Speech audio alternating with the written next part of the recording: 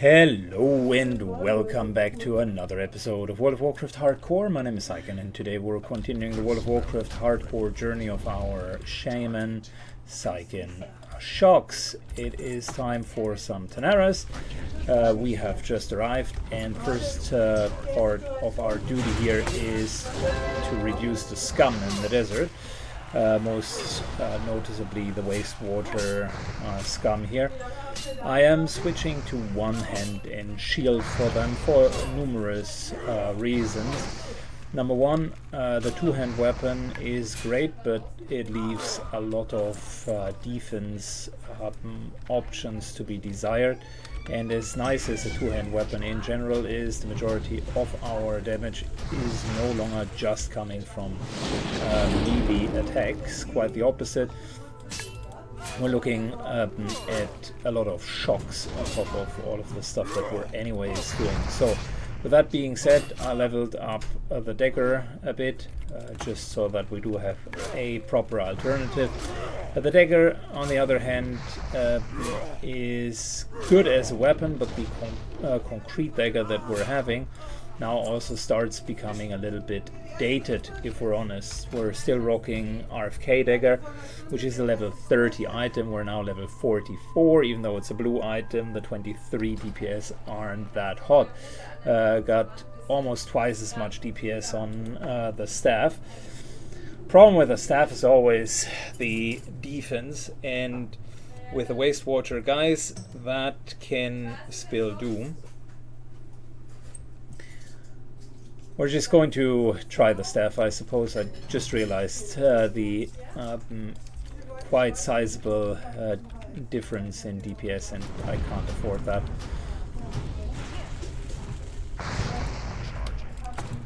Good. We're needing to get down all of those wastewater rogues, a couple of the wastewater mages, which I already started with, and if possible, if we find someone who wants to help us with Khalif's Scorpion Sting, that I think would be an option as well.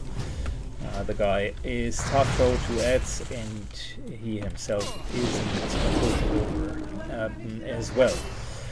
I read a little bit in forums online, typically when reading through the hardcore forums.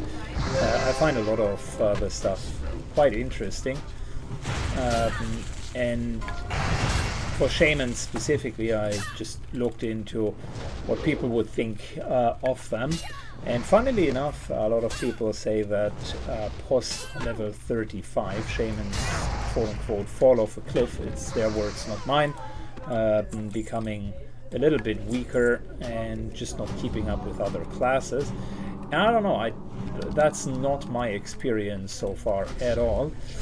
Matter of fact, I think if anything, the shift to elemental spec has progressed very well, and you can see I pulled an enemy of a little bit higher level than ourselves with 6% mana.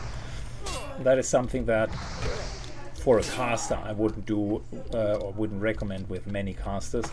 Matter of fact, with just really a few of them. You can see just how competent our two-hand weapon damage is. Granted, it takes a little bit longer, but we can still, I wanted to make a point, right?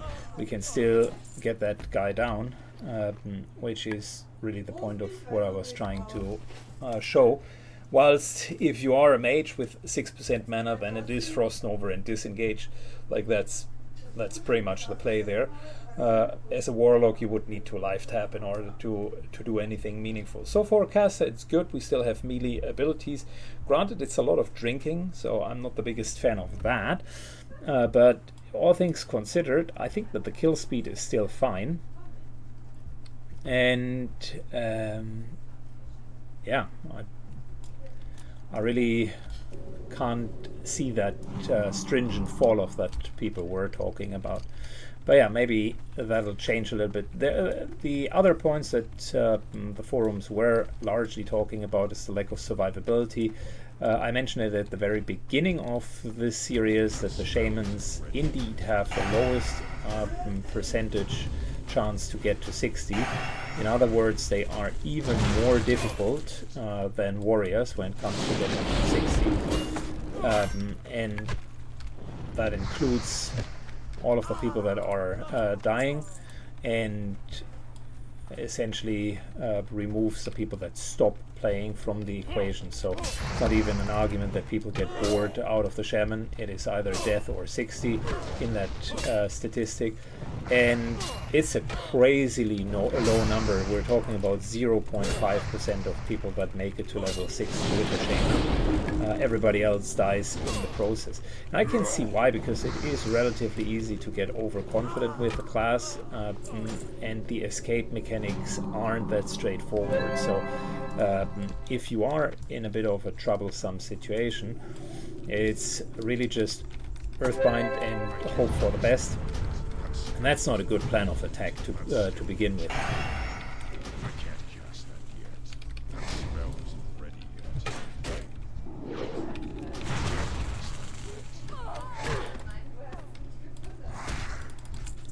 On the other hand, if you're only pulling one enemy and you can kind of sustain that tempo of pulling one enemy very consistently, I think that the class is actually super fine, and that it has a quick clear speed. I mean, whilst I was talking, we killed 3 mobs, right? And we're drinking every 3 to 4 mobs. That is a little bit disappointing, but that's the nature of mana-intense classes. If you have enough water, then you kind of can sustain that playstyle. Yeah, so that's really the thoughts around the wastewater assassins and the shaman status, mid-40s at the moment. I actually think it's a super fun class. I am still enjoying it a ton. I can't wait to get to the little bit higher levels and the raid content and the instances in particular, because one thing that shamans definitely excel at is at buffing a group. So it is a very, very supportive class.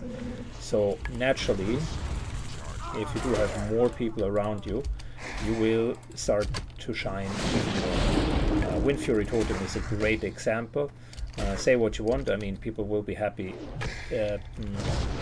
with seeing big DPS numbers, but these big DPS numbers are only possible due to your Wind Fury Totem. That's just one example, right? That's one button out of many. It's Grounding Totem, Tremor Totem, Earthbind Totem. So many really good support abilities, and then on top of it, all of the kit, the damage that you're anyways doing. So we need a few more rogues, I think, and wastewater assassins. Problem with both of these guys is they are pretty well hidden. But if you know where to look, which stone to turn, then a roach will eventually appear. And oh, I did not mispronounce rogue. These guys are like roaches. Very good. Let me finish the last bits here by myself, and then we're moving on to the next quest.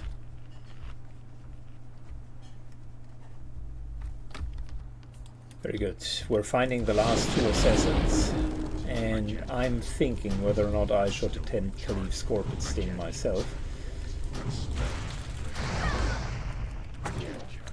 I will give it one more time, a chance to do this and that.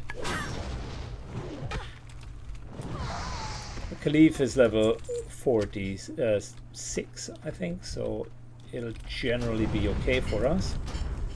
But he does have 2 ads, and that just complicates things quite a bit.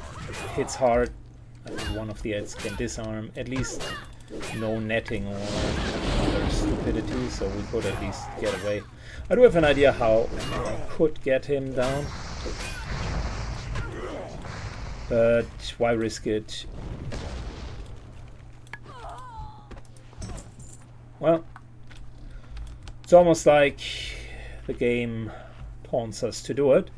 There he is, 46, like I mentioned. Elemental Mastery is down, so we don't have the upfront guaranteed crit burst. but he is in a good position to engage him. I just need really full resources. Distract from a rogue would be perfect now. Don't have that, unfortunately. So we got this and that, and we're good. Let's go.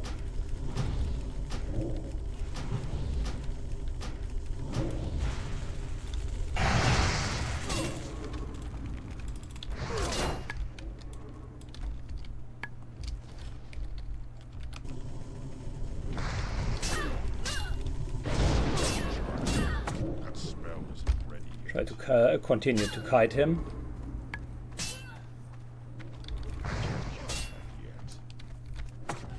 Just let that kite sink in.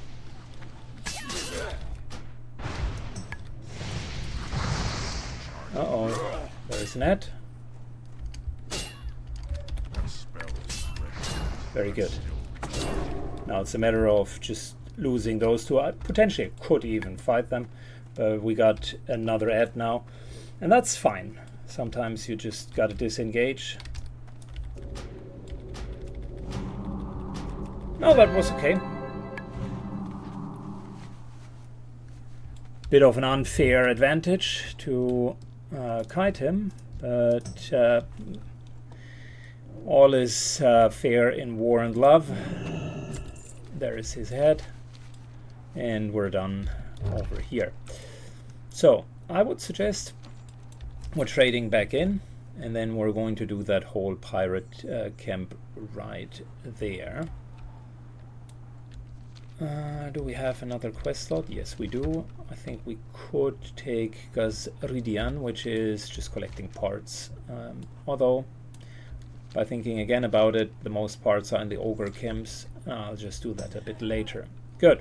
Let's trade in and move all the way over here to the mage AoE grinding spots. Cool. So, trade in. How you doing? Keep it real. Have a good one. That is a Sulfurak quest, because why not? We could do that. And in the meantime, we're trading in a couple of these pouches, which is a great little additional experience. Good. We're riding right into the territory of the pirates.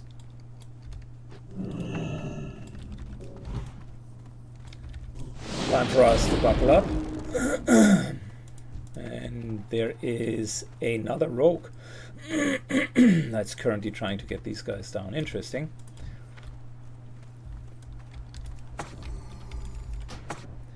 So we need all of them, which pretty much means this is more or less a free-for-all.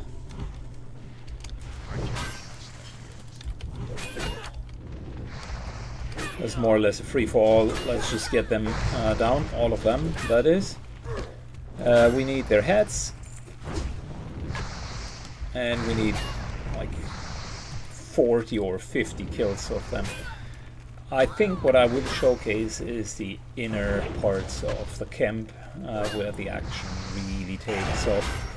Outside here, it's relatively plain vanilla, but once you're inside, things are a little bit more spicy. Alright, we moved into the center of the camp, and this is where most of the action is going to happen. This is the prime AoE mage spot. Unfortunately, there's also the prime spot where you can add a lot of enemies if you're not very careful. Our first target will be to capture this house over there.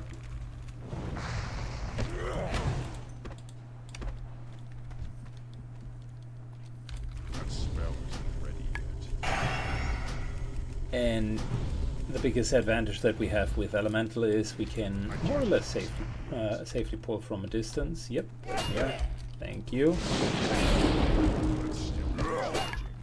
The freebooters unfortunately do have a ranged attack. If they wouldn't have, it would be even easier, because they would fully run in and commit.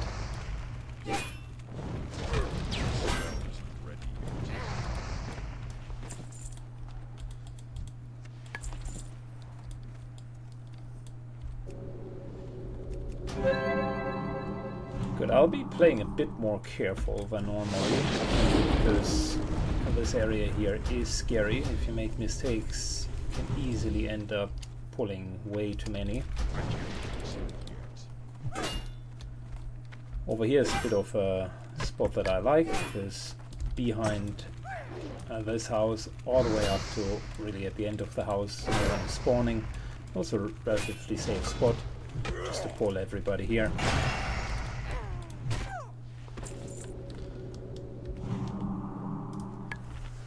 Okay. Inside we're seeing a couple of swashbucklers. So I gotta be careful not to pull too many of them. Let's clear the area outside. The pirates do not have ranged attacks, which is great.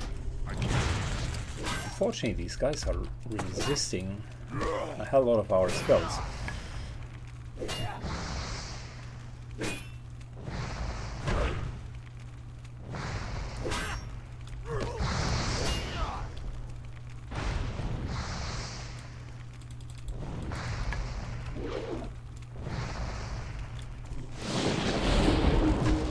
Good.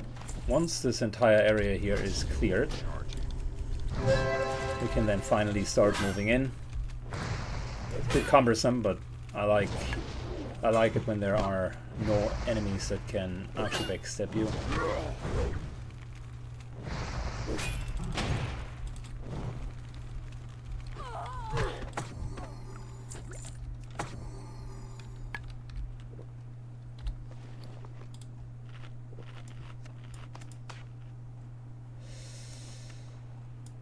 Good.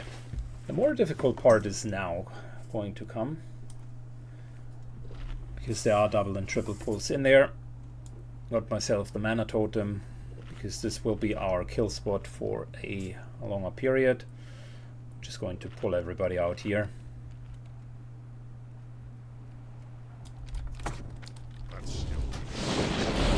Good. First double incoming.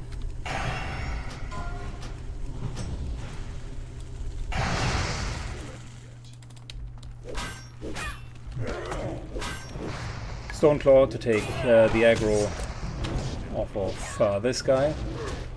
You can see they're even disarming, so absolute nightmare combination.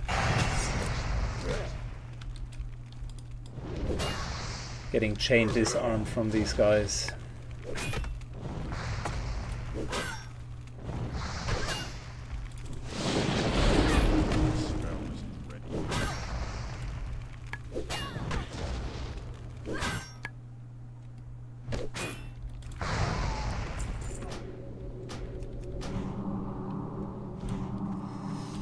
Okay, It's too far away. quick loot, and then we're up for, I think, another double.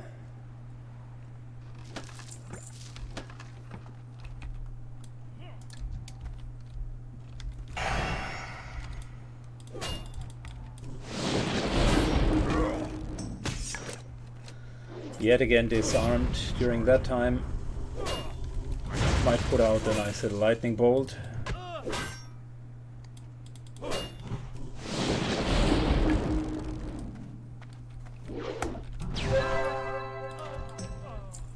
Totems are working around the corner, not that far, but partially around the corner.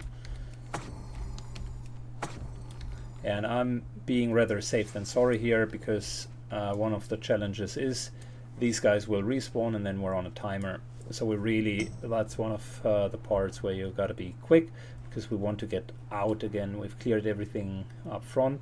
I want to get out in just one swoop. It's a bit where the whole drinking unfortunately bites us in the rear, because it reduces our kill speed, but I also don't want to half-heartedly jump in. Let's still be charging. That smells. Yeah, that's the problem.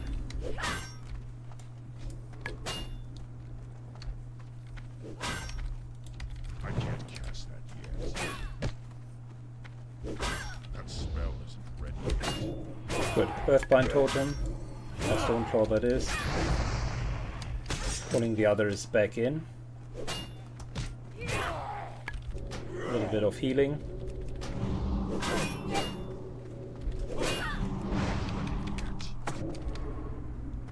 I can't cast that yet. Charging. And a little bit of kiting afterwards. Time for another Earthclaw. Earthbind. Stoneclaw, sorry.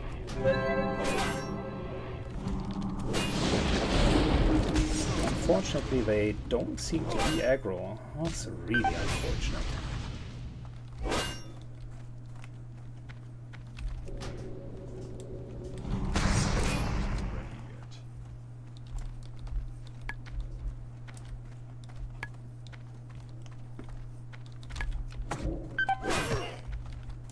Alright, time for a target dummy.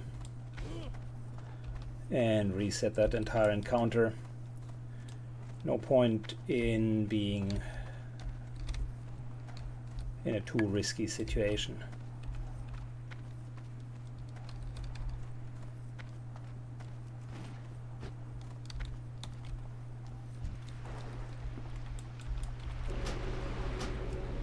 We're not fully reset.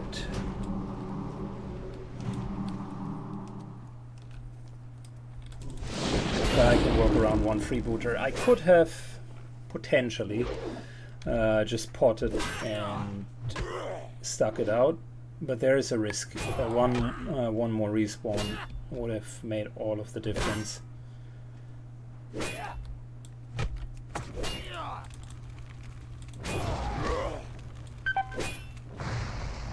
And since we anyways need to kill a couple more of these guys,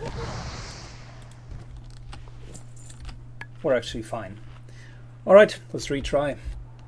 Okay, we cleared quite a few. Matter of fact, about 10 mobs have been cleared here. I can't cast that yet.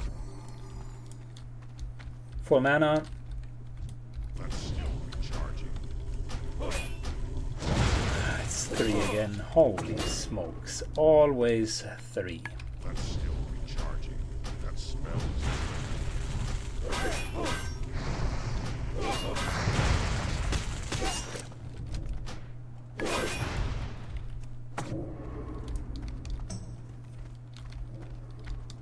Moving further in.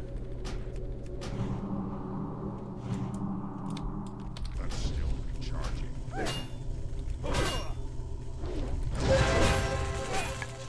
And I should go one hand and shield for this one. Alright, one down. Now. Try to take one off me. Very good. The other one follows me outside.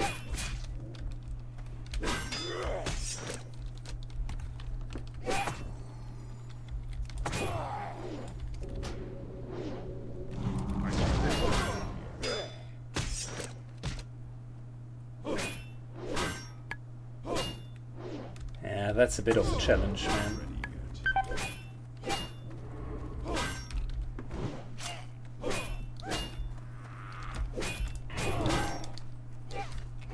Another target dummy.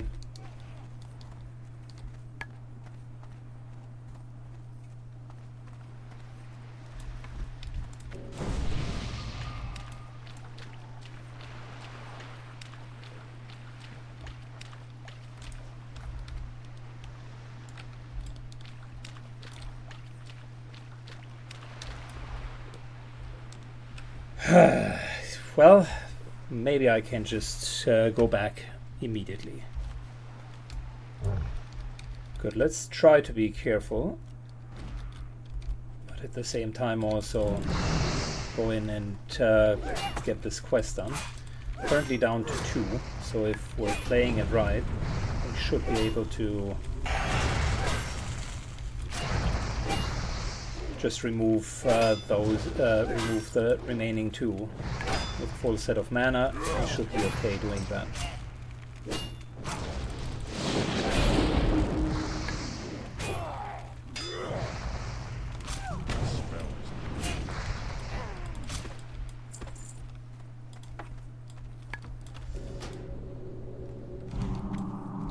Yeah, normally I just crowd control it, but the problem is Shaman's lack of reliable crowd control.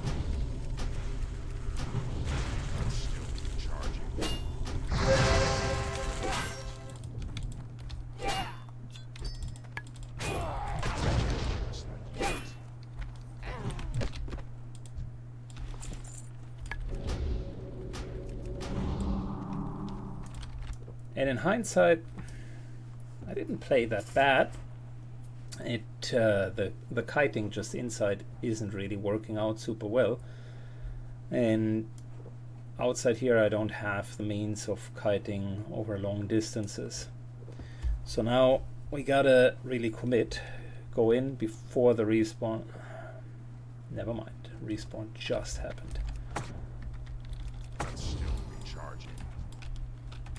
That spell isn't ready yet. This is exactly what I mean when I say we're oftentimes on a timer. It's a respawn timer that F's you over. And for us, getting disarmed from every single one of them whilst half of our damage is coming, essentially from melee attacks, isn't helping either. Plus, we can't just ignore the patrolling guys outside here.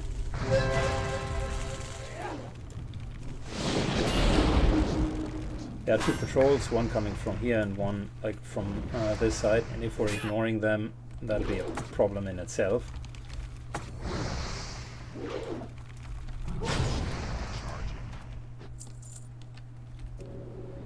Just saw another respawn, so we need to take that. Then there is another one, and then it's the 3 again. I don't think that I can crack this nut unless I can pull the 2 before the third one respawns. And there's also no one, at least in this layer, that can help me to do that. Typically if you have multiple people, it's not that big of a deal, but just having 3 mobs on your level makes it so much harder. And now world buffs are also gone, so it seems that I'm hitting the wall here a little bit.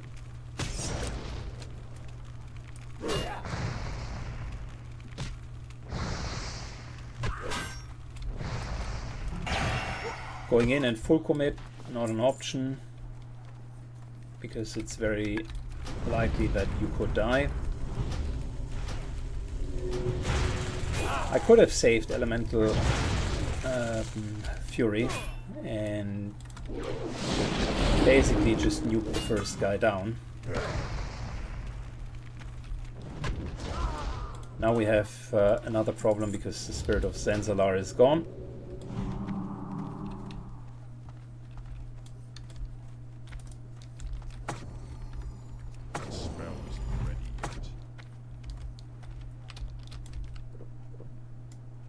Third guy hasn't respawned yet, so there is hope. I can't take 2 without problem. There he spawned.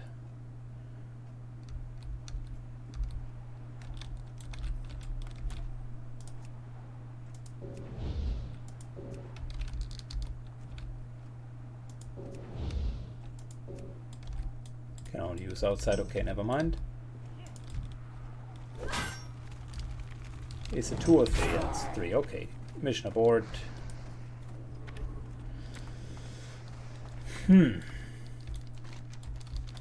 I'll grind a little bit more and hope that we're going to find a solution for this. Okay, we fast forward quite a bit. I worked my magic and got like everything, including the named one, but I'm still stuck in that 3 pack pull. However, there is a mage AoE grinding here. Unfortunately, I can't really communicate with him. Trying to use a few signs, but it isn't working that well.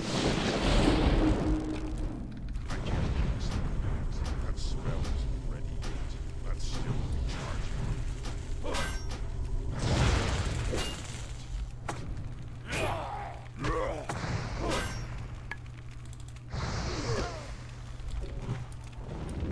We've cleared the house again, which is a good start. Unfortunately, that's not going to be enough in order to make this whole thing work. We now need a reliable way of getting these guys out of there, and a reliable way of dealing a lot of damage.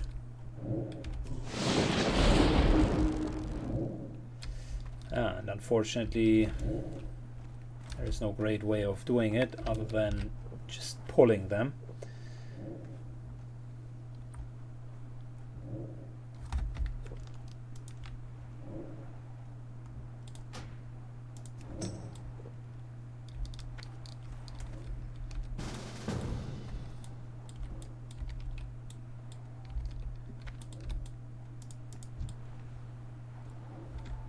I think an Earthbind here would be a good suggestion, and then we're just going to hit as hard as we can. Chain lightning into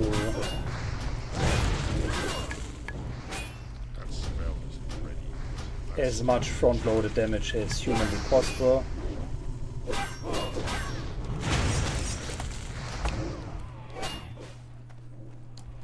Into healing back.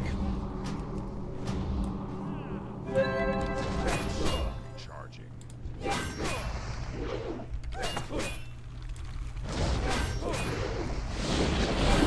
Now it's a bit of a war of attrition here. I think I can't just take them down.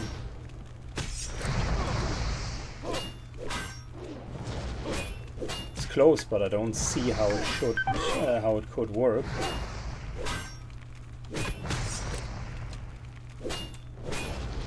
I will commit with potion.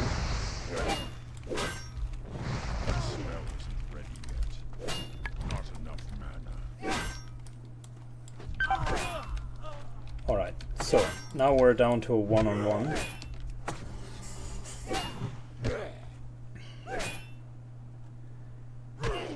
And I think I can win that. Stone Skin and Healing Stream are good. Couple of intermediate heals. Oh, that looks very good so far.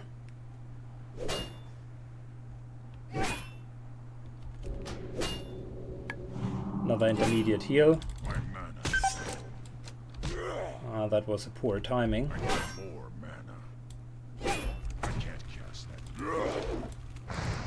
Good, and now it's a matter of just grinding this guy down. Okay, fantastic.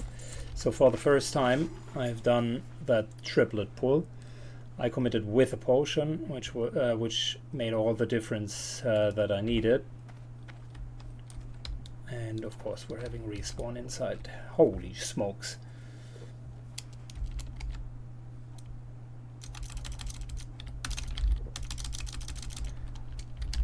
Good. Tank plus DPS or heal for Zul'Farrak.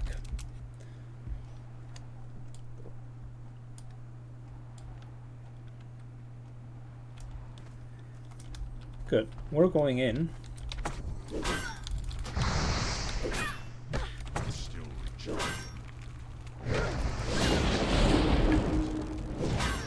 We should be okay. Of course, these guys will slowly but surely respawn, but I think we're okay.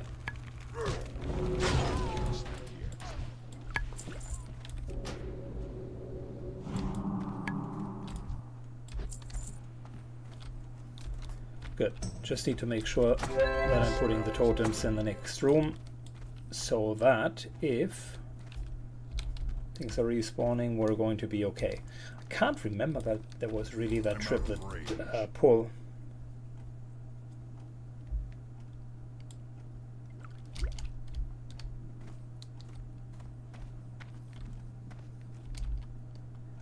But it is a nasty one. I finally managed to persevere.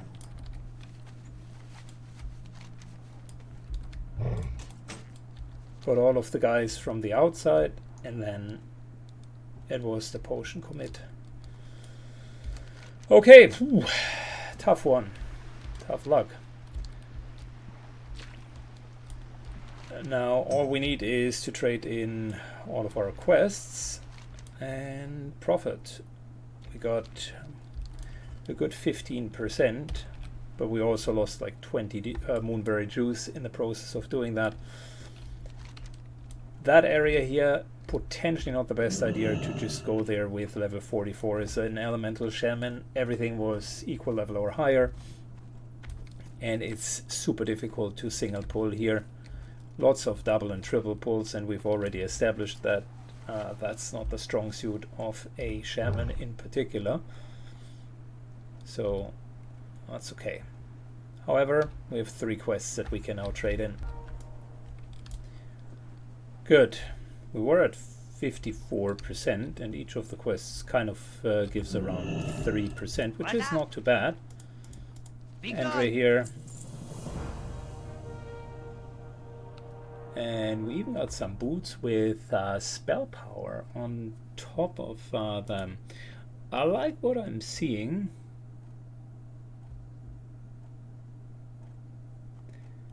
We'll consider whether or not we're using those going forward. Safe travel.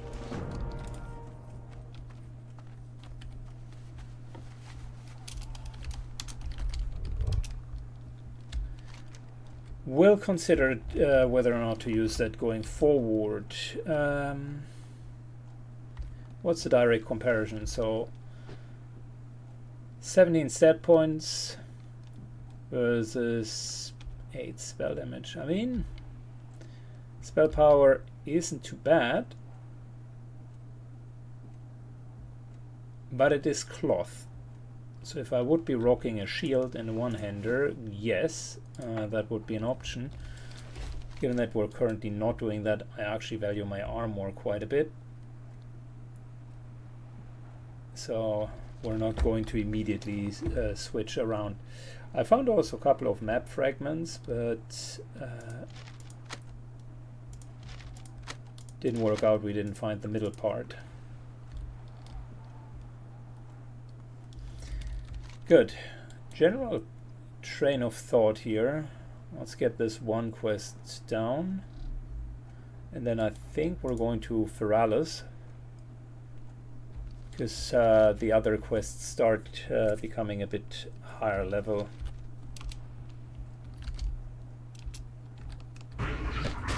Okay, so before going to Feralis, I thought, you know what, might as well ask that other rogue in the party whether or not we want to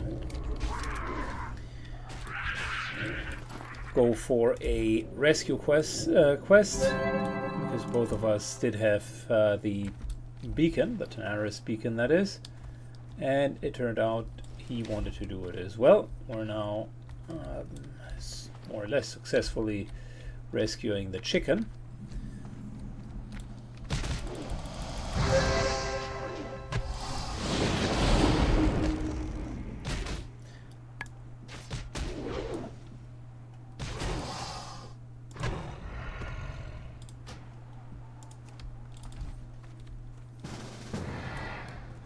And our group for Zul'Farrak is slowly but surely filling. Maybe we can even fill that group before we're going to Feralis, then we could have a nice little Zul'Farrak run and things would be good.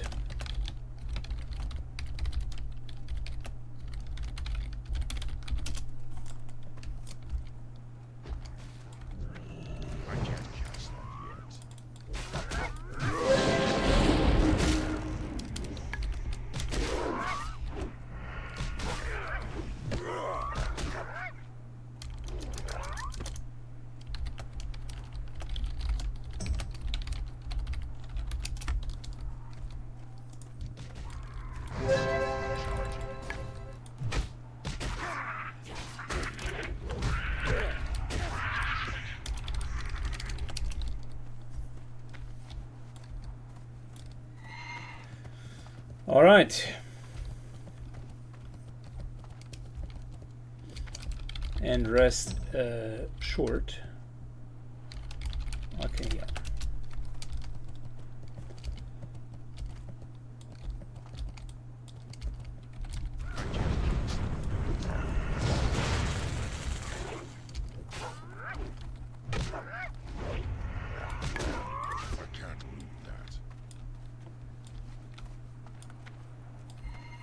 Yeah, that'll be okay. We just need a tank. That's still recharging.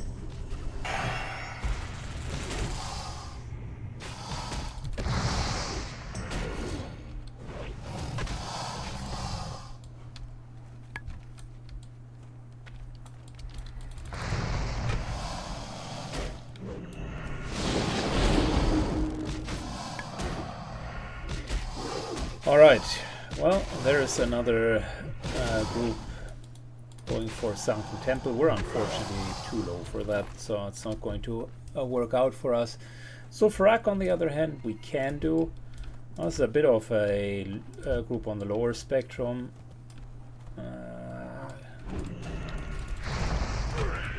Got 44, 45, 46, 48. That's okay, I would say. Perfect would be if we get another tank that's a little bit on the higher spectrum. 47, 48, 49. And then that would be good.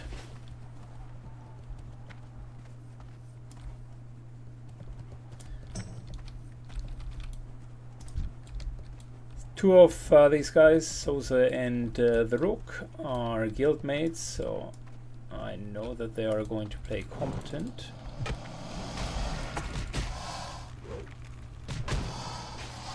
Which is basically what you would want to see.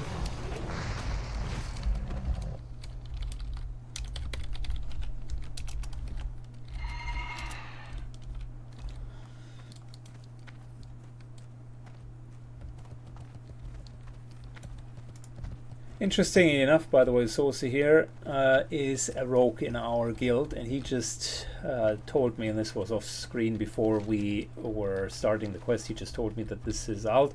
I was like, yeah, okay, but why are you in a different guild? And the answer was because he's preparing for a Makarad tournament. And I know there was that official Makarad tournament of, I think, Steel Fort series, where everybody was leveling to level 60 and then having a go at it for an overall prize money of $100,000. These guys are doing the same, but for 500 euros. You know, it is something, but unless you're an absolute connoisseur for Makaras and are very confident in your abilities, I would not necessarily say that that is a good time investment for you.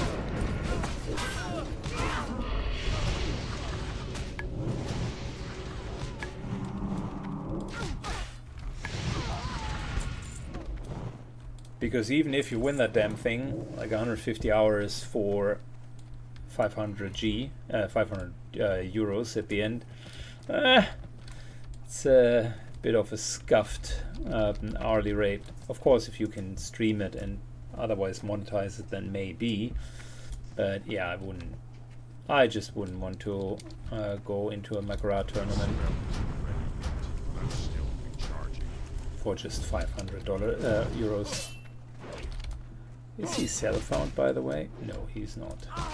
Apparently the rules do not forbid normal character creation. Interesting.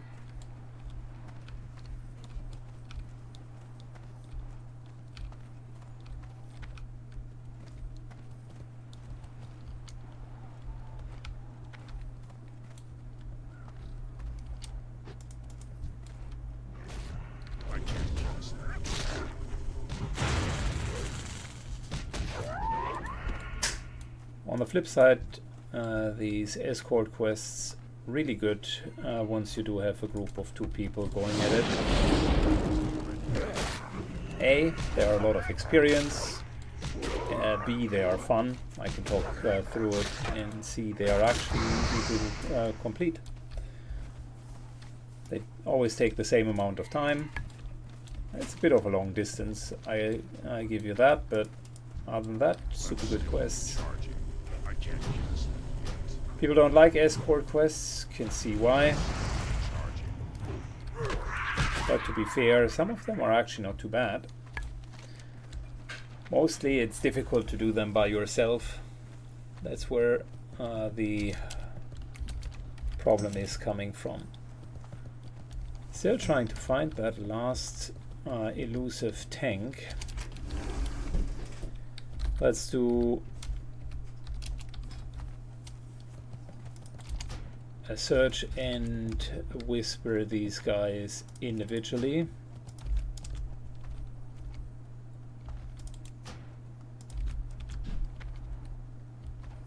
Yeah, we have the selection out of 3 potential tanks, and that is pretty much it.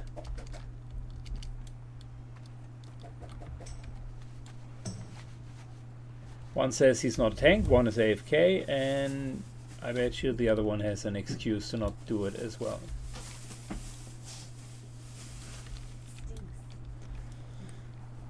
Good. We're going to end today's episode here.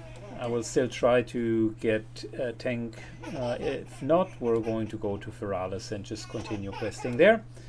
Thank you very much for watching. Have a good one and see you in the next episode. Bye bye.